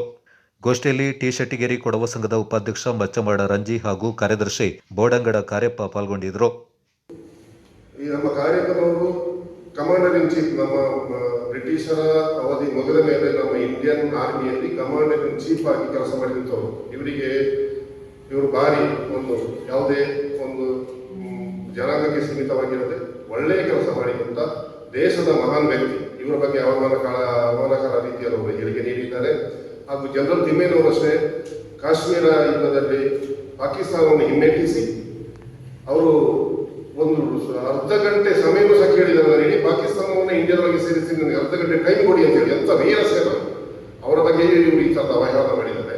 ಇದರಿಂದ ನಮ್ಮ ಎಲ್ಲ ಜನಾಂಗ ಬಾಂಧವರಿಗೆ, ಈ ಕೊಡವ ಜನ ಬಾಂಧವರಿಗೆ ಅಲ್ಲದೆ ಇಡೀ ಸೈನಿಕರಿಗೆ ಹಾಗೂ ಇಡೀ ಕೊಡಗಿನವರಿಗೆ ನೋವಾಗಿದೆ. ಜನರಲ್ ತಿಮ್ಮಯ್ಯ ಇವರೆಲ್ಲರಿಗೂ ಒಂದು ಅವಮಾನಕರದ ರೀತಿಯಲ್ಲಿ ಒಂದು ಹೇಳಿಕೆ ನೀಡಿದ್ದಾರೆ. ಕೊಡಗು ಗೌಡ ಯುವ ವೇದಿಕೆ ವತಿಯಿಂದ ಗಾಳಿಬೀಡು ಪ್ರೌಢಶಾಲೆ ಮೈದಾನದಲ್ಲಿ ನಡೆದ ಬಾಣೆ ಹಬ್ಬದಲ್ಲಿ 10 ಕುಟುಂಬ 18 ಗೋತ್ರದ ಗೌಡ ಜನಾಂಗ ಬಾಂಧವರು ಗುಡ್ಡಗಾಡು ಓಟ ಶೂಟಿಂಗ್ ಸ್ಪರ್ಧೆಯಲ್ಲಿ ಪಾಲ್ಗೊಂಡು ಸಂಭ್ರಮಿಸಿದರು. ಕರ್ನಾಟಕ ಅರೆಭಾಷೆ ಸಂಸ್ಕೃತಿ ಮತ್ತು ಸಾಹಿತ್ಯ ಅಕಾಡೆಮಿ ಸದಸ್ಯೆ ಬೈತಟಕ ಜಾನಕಿ ಬೆಳ್ಳೆಪ್ಪ ಕಾರ್ಯಕ್ರಮ ಉದ್ಘಾಟಿಸಿ ಮಾತನಾಡಿ, ಗೌಡ ಯುವ ವೇದಿಕೆ ವತಿಯಿಂದ ಬಾಣೆ ಹಬ್ಬವನ್ನು ಆಯೋಜಿಸಿರುವುದು ಸಂತಸದ ವಿಚಾರವಾಗಿದ್ದು, ಇದೇ ಕಾರ್ಯಕ್ರಮವನ್ನು 5 ಗ್ರಾಮಗಳನ್ನು ಒಗ್ಗೂಡಿಸಿ ನಡೆಸುವಂತಾದರೆ ಜನಾಂಗದಲ್ಲಿನ ಒಗ್ಗಟ್ಟು ಮತ್ತಷ್ಟು ಗಟ್ಟಿಯಾಗಲು ಸಹಕಾರಿಯಾಗುತ್ತೆ ಎಂದರು. ಮಡಿಕೇರಿ ಶಾಸಕ ಡಾಕ್ಟರ್ ಮಂತ್ರಗೌಡ ಗುಂಡು ಹೊಡೆಯುವ ಮೂಲಕ ಸ್ಪರ್ಧೆಗೆ ಚಾಲನೆ ನೀಡಿ ಮಾತನಾಡಿ, ಕ್ರೀಡೆಯು ಒಗ್ಗಟ್ಟನ್ನು ಬಲಪಡಿಸಲು ಸಹಕಾರಿಯಾಗಿದೆ. ಇಂತಹ ಕಾರ್ಯಕ್ರಮಗಳು ಪರಸ್ಪರ ಬಾಂಧವ್ಯ ವೃದ್ಧಿಸಲು ಅವಕಾಶವನ್ನು ಕಲ್ಪಿಸುತ್ತದೆ ಎಂದರು. ಗೌಡ ಯುವ ವೇದಿಕೆ ಮಾಜಿ ಅಧ್ಯಕ್ಷ ಪೈಕೇರ ಮನೋಹರ್ ಮಾದಪ್ಪ, ಪೊನ್ನಚನ ಮಧುಸೂದನ್, ಗಾಳಿಬೀಡು ಗ್ರಾಮ ಪಂಚಾಯತ್ ಪಿಡಿಒ ಶಶಿಕಿರಣ್, ಕೊಡಗು ಗೌಡ ಯುವ ವೇದಿಕೆ ಅಧ್ಯಕ್ಷ ಪಾಣತ್ತಲೆ ಜಗದೀಶ್ ಮಂದಪ್ಪ, ಉಪಾಧ್ಯಕ್ಷ ಬಾಳಾಡಿ ಮನೋಜ್ ಕುಮಾರ್ ಮತ್ತಿತರ ಪ್ರಮುಖರು ಈ ಸಂದರ್ಭ ಪಾಲ್ಗೊಂಡಿದ್ದರು.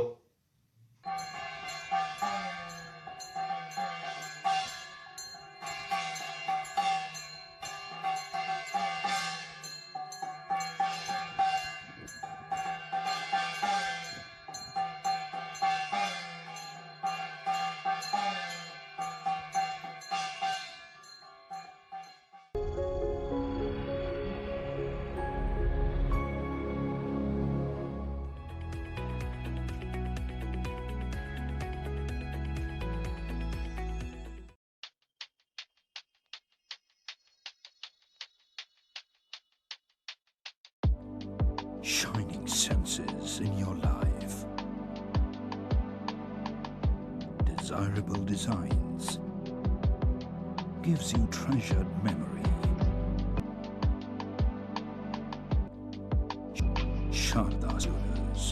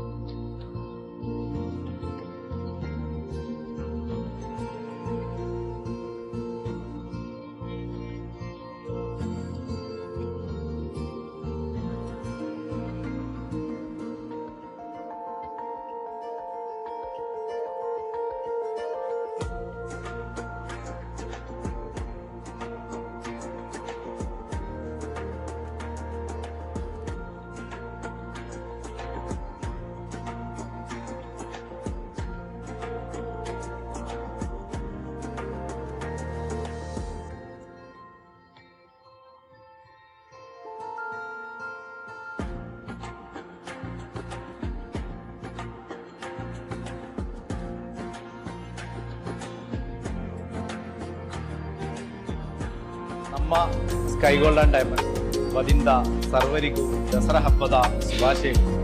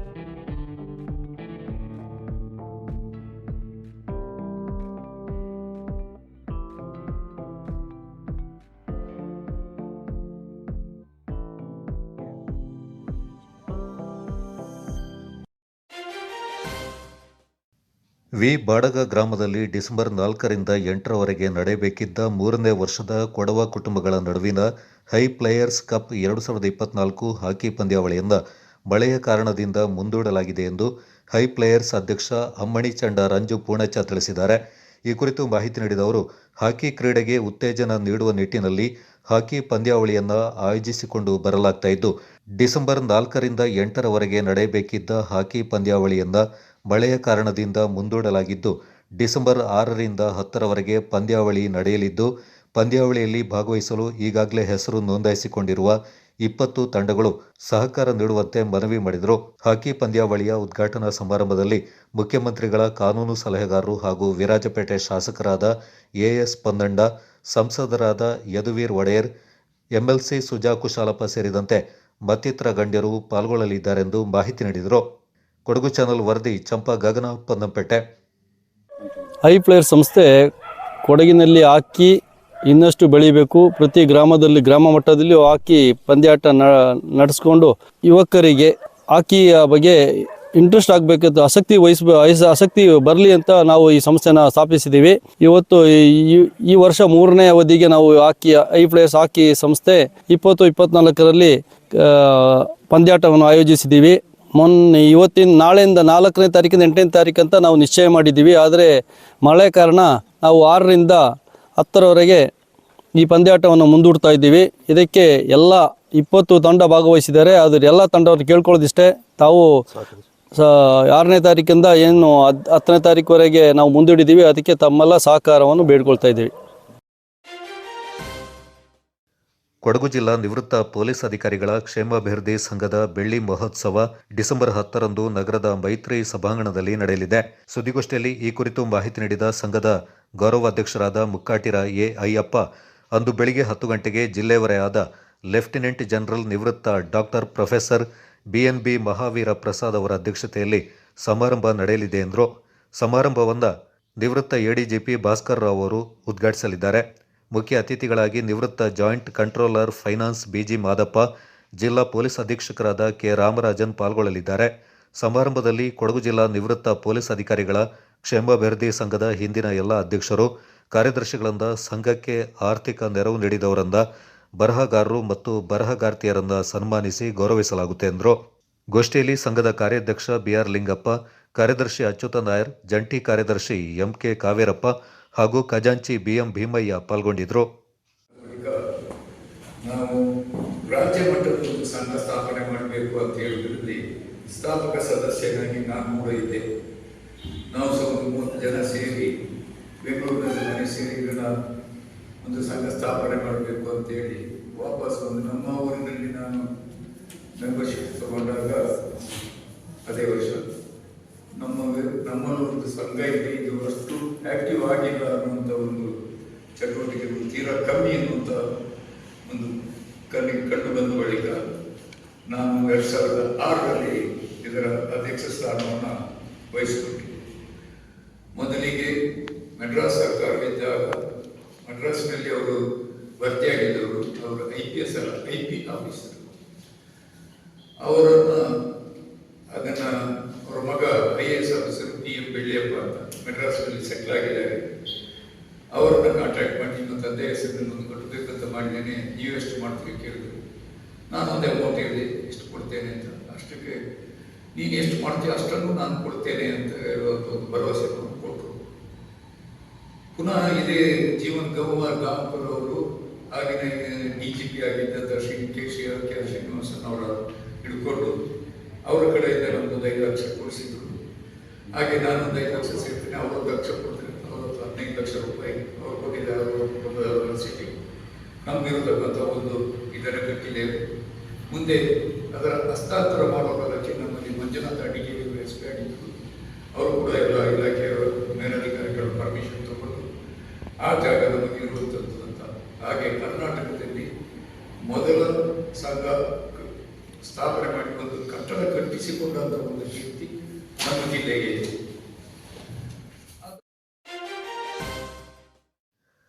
ಸಂವಿಧಾನ ಓದು ಅಭಿಯಾನವು ನಾಡಿನಾದ್ಯಂತ ಅತ್ಯಂತ ಯಶಸ್ವಿಯಾಗಿ ನಡೆದಿದ್ದು ಡಿಸೆಂಬರ್ 7 ಮತ್ತು 8ರಂದು ಮಡಿಕೇರಿಯಲ್ಲಿ ಸಂವಿಧಾನ ಓದುವ ಅಧ್ಯಯನ ಶಿಬಿರ ನಡೆಯಲಿದೆ ಎಂದು ಅಭಿಯಾನದ ರಾಜ್ಯ ಕೇಂದ್ರ ಸಂಯೋಜಕ ವಿ ರಾಜಶೇಖರ್ ತಿಳಿಸಿದ್ದಾರೆ.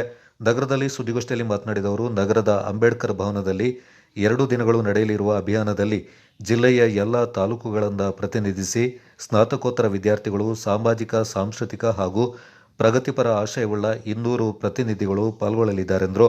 ಶಿಬಿರವನ್ನು ನ್ಯಾಯಮೂರ್ತಿ ಎಚ್.ಎನ್. ನಾಗಮೋಹನ್ ದಾಸ್ ಅವರು ಉದ್ಘಾಟಿಸಲಿದ್ದು, ಮಡಿಕೇರಿ ಶಾಸಕ ಡಾಕ್ಟರ್ ಮಂತ್ರಗೌಡ, ಮುಖ್ಯಮಂತ್ರಿಗಳ ಕಾನೂನು ಸಲಹೆಗಾರ ಹಾಗೂ ವಿರಾಜಪೇಟೆ ಶಾಸಕ ಎ.ಎಸ್. ಪನ್ನಣ್ಣ, ವಿಧಾನ ಪರಿಷತ್ನ ಮಾಜಿ ಸದಸ್ಯೆ ವೀಣಾ ಅಚ್ಚಯ್ಯ, ಕೊಡಗು ಜಿಲ್ಲಾಧಿಕಾರಿ ವೆಂಕಟರಾಜ, ಪೊಲೀಸ್ ವರಿಷ್ಠಾಧಿಕಾರಿ ಕೆ. ರಾಮರಾಜನ್, ಕೊಡಗು ವೈದ್ಯಕೀಯ ವಿಜ್ಞಾನಗಳ ಸಂಸ್ಥೆಯ ಡೀನ್ ಹಾಗೂ ನಿರ್ದೇಶಕ ಡಾಕ್ಟರ್ ಎ.ಕೆ. ಲೋಕೇಶ್, ವೈದ್ಯಕೀಯ ವಿಜ್ಞಾನಗಳ ಸಂಸ್ಥೆಯ ಶರೀರ ಕ್ರಿಯಾಶಾಸ್ತ್ರ ವಿಭಾಗದ ಸಹಾಯಕ ಪ್ರಾಧ್ಯಾಪಕ ನರಸಿಂಹಯ್ಯ, ಕೊಡಗು ವಿವಿಯ ರಿಜಿಸ್ಟ್ರಾರ್ ಡಾಕ್ಟರ್ ಸುರೇಶ್ ಶರ್ಮಾ, ಕೊಡಗು ಶಾಲಾ ಶಿಕ್ಷಣ ಇಲಾಖೆಯ ಪದವಿ ಪೂರ್ವ ಉಪನಿರ್ದೇಶಕರಾದ ಕೆ. ಮಂಜುಳಾ, ಕೊಡಗು ಅಹಿಂದ ಒಕ್ಕೂಟದ ಸ್ಥಾಪಕಾಧ್ಯಕ್ಷ ಟಿ.ಪಿ. ರಮೇಶ್, ಕೊಡಗು ಜಿಲ್ಲಾ ಕಾರ್ಯನಿರತ ಪತ್ರಕರ್ತರ ಸಂಘದ ಅಧ್ಯಕ್ಷೆ ಸವಿತಾ ರೈ ಸೇರಿದಂತೆ ಮತ್ತಿತರರು ಪಾಲ್ಗೊಳ್ಳಲಿದ್ದಾರೆಂದರು. ಗೋಷ್ಠಿಯಲ್ಲಿ ಅಭಿಯಾನದ ರಾಜ್ಯ ಕೇಂದ್ರ ಸಂಯೋಜಕ ರಾಜು ಗೋರೂರು, ಎಚ್.ಎನ್. ಹರಿ, ಹಾಸನ ವಿಭಾಗದ ಉಸ್ತುವಾರಿ ಜಿ.ಟಿ. ವೆಂಕಟೇಶ್, ಕೊಡಗು ಉಸ್ತುವಾರಿ ಎಚ್.ಎಂ. ನಂದಕುಮಾರ್, ಪ್ರಮುಖರಾದ ಎಂ.ಎನ್. ರಾಜಪ್ಪ ಪಾಲ್ಗೊಂಡಿದ್ದರು. ಈ ಜಿಲ್ಲಾ ಮುಖ್ಯ ಪ್ರಮುಖರು ಭಾಗಿಗಳಾಗ್ತಾರೆ. 2 ದಿನಗಳ ಕಾಲ ಭಾಗವಹಿಸಿದಂತ ಶಿಬಿರಾರ್ಥಿಗಳಿಗೆ ನಾವು ಸರ್ಟಿಫಿಕೇಟ್ ಅನ್ನು ಕೊಡ್ತೀವಿ. ಜೊತೆಗೆ ಅವರಿಗೆ ಸಂವಿಧಾನ ಓದು ಕೃತಿಯನ್ನು ಕೂಡ ಕೊಡ್ತೀವಿ. ಇಲ್ಲಿ ಮುಖ್ಯವಾಗಿ ನ್ಯಾಯಮೂರ್ತಿಗಳ ಉದ್ಘಾಟನೆ ಆದ ನಂತರ ಮೊದಲನೇ ದಿವಸ ಸಂವಿಧಾನ ರಚನೆ ಮತ್ತು ಮೂಲ ತತ್ವಗಳು ಅಂತೇಳಿ ಅವರೇ ಉಪನ್ಯಾಸ ನೀಡ್ತಾರೆ. ಆ ನಂತರದಲ್ಲಿ ಸಂವಿಧಾನ ಮತ್ತು ಮಹಿಳೆ, ಮಾರನೇ ದಿವಸ ಸಂವಿಧಾನ ಮತ್ತು ಸಾಮಾಜಿಕ ನ್ಯಾಯ, ಸಂವಿಧಾನ ಮತ್ತು ಪ್ರಜಾಪ್ರಭುತ್ವ, ಸಂವಿಧಾನ ಮತ್ತು ಜಾತ್ಯತೀತತೆ, ಈ ರೀತಿಯಲ್ಲಿ ಉಪನ್ಯಾಸಗಳನ್ನ ನಡೆಸೋದ್ರ ಮುಖಾಂತರ, ಸಂವಾದ ಮಾಡೋದ್ರ ಮುಖಾಂತರ ಸಂವಿಧಾನದ ಬಗ್ಗೆ ತಿಳುವಳಿಕೆ ಹೆಚ್ಚು ಮಾಡಲಿಕ್ಕೆ, ಅಧ್ಯಯನ ಮಾಡಲಿಕ್ಕೆ ಯುವಜನರು ಒಳಗಾಗುವಂಥ ಒಂದು ವಾತಾವರಣ ನಿರ್ಮಾಣ ಮಾಡಬೇಕು ಅಂತ ಹೇಳಿ ನಾವು ಅಂದ್ಕೊಂಡಿದ್ದೀವಿ. ಮತ್ತು ಈ ಒಂದು ಶಿಬಿರವನ್ನು ನಡೆಸಲಿಕ್ಕೆ ನಮ್ಮ ಕೊಡಗು ಜಿಲ್ಲೆಯ ಜನಪ್ರತಿನಿಧಿಗಳಾದಿಯಾಗಿ ಜಿಲ್ಲಾ ಸಮಾನ ಮನಸ್ಕ ಸಂಘಟನೆಗಳು ಕೈ ಜೋಡಿಸಿದ್ದಾರೆ. ಇದು ಯಶಸ್ವಿ ಆಗಬೇಕಂದ್ರೆ ನಿಮ್ಮ ಪಾತ್ರ ತುಂಬಾ ಮುಖ್ಯ. ಹಾಗಾಗಿ ನಾವು ಮನವಿ ಮಾಡ್ತಾ ಇದ್ದೀವಿ, ತಾವು ಕೂಡ ಬೆಂಬಲಿಸಬೇಕು, ಸಹಕರಿಸಬೇಕು ಅಂತ ಹೇಳಿ ಈ ಮೂಲಕ ನಾನು ತಮ್ಮಲ್ಲಿ ಕೇಳಿಕೊಳ್ತೇನೆ. ಸಂಘಟಕರು, ವಿದ್ಯಾರ್ಥಿಗಳು, ಉಪನ್ಯಾಸಕರು ಮತ್ತು ಶಿಕ್ಷಕರು ನುರಿತ ಸಂವಿಧಾನ ತಜ್ಞರಿಂದ 2 ದಿನಗಳ ಕಾಲ ಶಿಬಿರವನ್ನು ಏರ್ಪಾಡು ಮಾಡಿದ್ದೇವೆ. ಈ ಗೋಷ್ಠಿಗೆ ನಮ್ಮ ರಾಜ್ಯ ಸಂಚಾಲಕರು ಮತ್ತು ನಮ್ಮೆಲ್ಲರ ಮಾರ್ಗದರ್ಶಕರಾದಂಥ ಶೋಷಿತ ಸಮುದಾಯಗಳ ಗಟ್ಟಿ ಧ್ವನಿಯಾಗಿ ಕಾರ್ಯನಿರ್ವಹಿಸ್ತಾ ಇರುವ ಮುಖ್ಯಮಂತ್ರಿ ಸಿದ್ದರಾಮಯ್ಯ ಅವರನ್ನ ಅಧಿಕಾರದಿಂದ ಕೆಳಗಿಳಿಸಿ ಅವರ ಧ್ವನಿ ಅಡಗಿಸಬೇಕೆನ್ನುವ ವಿರೋಧ ಪಕ್ಷಗಳ ಷಡ್ಯಂತ್ರವನ್ನು ಜನರ ಮುಂದೆ ತರುವ ಮೂಲಕ ಅವರಲ್ಲಿ ಜಾಗೃತಿ ಮೂಡಿಸಿ ಮುಖ್ಯಮಂತ್ರಿಗಳ ಕೈ ಬಲಪಡಿಸುವ ಚಿಂತನೆಗಳಡಿ ಡಿಸೆಂಬರ್ 5ರಂದು ಹಾಸನದಲ್ಲಿ ಸ್ವಾಭಿಮಾನಿ ಸಮಾವೇಶವನ್ನು ಆಯೋಜಿಸಿರುವುದಾಗಿ ಕರ್ನಾಟಕ ರಾಜ್ಯ ಹಿಂದುಳಿದ ವರ್ಗಗಳ ಜಾಗೃತ ವೇದಿಕೆ ಅಧ್ಯಕ್ಷ ಕೆ.ಎಸ್. ಶಿವರಾಮ್ ತಿಳಿಸಿದ್ದಾರೆ. ಸುದ್ದಿಗೋಷ್ಠಿಯಲ್ಲಿ ಮಾತನಾಡಿದ ಅವರು, ಕಳೆದ 4 ದಶಕಗಳಿಗಿಂತಲೂ ಹೆಚ್ಚಿನ ಕಾಲ ನಿಷ್ಕಳಂಕ ರಾಜಕಾರಣ ಮಾಡುವ ಮೂಲಕ ತಮ್ಮದೇ ಛಾಪು ಮೂಡಿಸಿ ಹಿಂದುಳಿದ, ದಲಿತ, ಶೋಷಿತ ಸಮುದಾಯದ ಶಕ್ತಿಯಾಗಿ ಮುಖ್ಯಮಂತ್ರಿ ಸಿದ್ದರಾಮಯ್ಯ ಅವರು ಸಮರ್ಥವಾಗಿ ಕಾರ್ಯನಿರ್ವಹಿಸ್ತಾ ಇದ್ದಾರೆಂದರು. ದ್ವಿತೀಯ ಅವಧಿಗೆ ಮುಖ್ಯಮಂತ್ರಿಯಾಗಿ ಆಯ್ಕೆಯಾದ ಬಳಿಕ ವಿವಿಧ ಯೋಜನೆಗಳ ಮೂಲಕ ಸಮಾಜದ ಎಲ್ಲ ಸ್ತರಗಳ ಜನರ ಅಭ್ಯುದಯಕ್ಕೆ ಸಿದ್ದರಾಮಯ್ಯ ಶ್ರಮಿಸ್ತಾ ಇದ್ದಾರೆ. ಇದೇ ರೀತಿಯಲ್ಲಿ ಇವರು ತಮ್ಮ ಅತ್ಯುತ್ತಮವಾದ ಆಡಳಿತವನ್ನು ಮುಂದುವರಿಸಿದಲ್ಲಿ ತಮ್ಮ ಅಸ್ತಿತ್ವಕ್ಕೆ ಧಕ್ಕೆ ಉಂಟಾದೀತೆನ್ನುವ ಆತಂಕದಿಂದ ಇದೀಗ ವಿರೋಧ ಪಕ್ಷಗಳು ವಾಲ್ಮೀಕಿ ಪ್ರಕರಣಗಳನ್ನು ಮುಂದಿಟ್ಟು ಷಡ್ಯಂತ್ರಗಳನ್ನು ರೂಪಿಸ್ತಾ ಇರುವುದಾಗಿ ಆರೋಪಿಸಿದರು.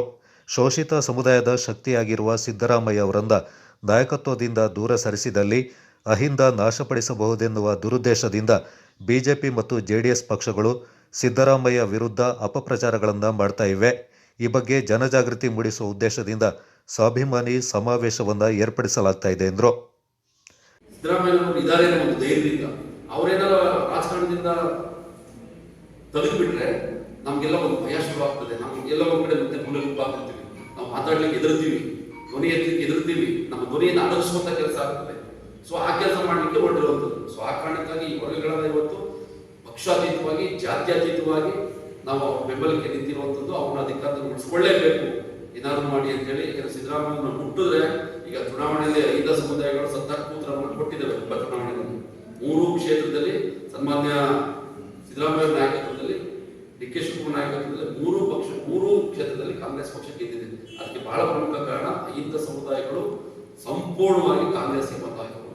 ಯಾವ ಕಾರಣಕ್ಕಾಗಿ ಅಂತಂದ್ರೆ ಸಿದ್ದರಾಮಯ್ಯವ್ರನ್ನ ರಾಜಕೀಯವಾಗಿ ಮುಗಿಸ್ತಾರೆ, ತೇಜೋವಧೆ ಮಾಡ್ತಾ ಇದ್ದಾರೆ, ಅವ್ರನ್ನ ಟಾರ್ಗೆಟ್ ಮಾಡ್ತಾ ಇದ್ದಾರೆ ಸಿದ್ದರಾಮಯ್ಯವ್ರನ್ನ ಅನ್ನೋ ಒಂದೇ ಉದ್ದೇಶಕ್ಕೆ ಈ ಸಮುದಾಯಗಳು ಒಗ್ಗಟ್ಟಾಗಿ ಉಪಚುನಾವಣೆಯಲ್ಲಿ ಸಿದ್ದರಾಮಯ್ಯ ಬೆಂಬಲಿಸಿರೋದು. ಇನ್ನಾದರೂ ಬಿಜೆಪಿ ಜೆಡಿಎಸ್ ನೈತಿಕ ರಾಜಕಾರಣವನ್ನ ಮಾಡಬೇಕು, ನೀತಿಗೆಟ್ಟ ರಾಜಕಾರಣವನ್ನ ಮಾಡಬಾರದು ಅಂತೇಳಿ ನಾನು ಈ ಮೂಲಕ ಅವರಿಗೆ ಮನವಿ ಮಾಡ್ತಾ ಇದ್ದೇನೆ. ಈ ಒಂದು ಸಮಾವೇಶಕ್ಕೆ ಕಾಂಗ್ರೆಸ್ ಪಕ್ಷ ಕೂಡ ಬೆಂಬಲವಾಗಿದೆ. ಈಗ ಎರಡೂ ಪಕ್ಷ, ಕಾಂಗ್ರೆಸ್ ಪಕ್ಷ ಮತ್ತು ನಮ್ಮ ಸಂಘಟನೆಗಳು ಒಟ್ಟಾಗಿ ಸೇರಿ ಸಮಾವೇಶ ಮಾಡಬೇಕು ಅಂತೇಳಿ ಸನ್ಮಾನ್ಯ ಡಿ.ಕೆ. ಶಿವಕುಮಾರ್ ಸರ್ ಹೇಳಿದ್ದಾರೆ.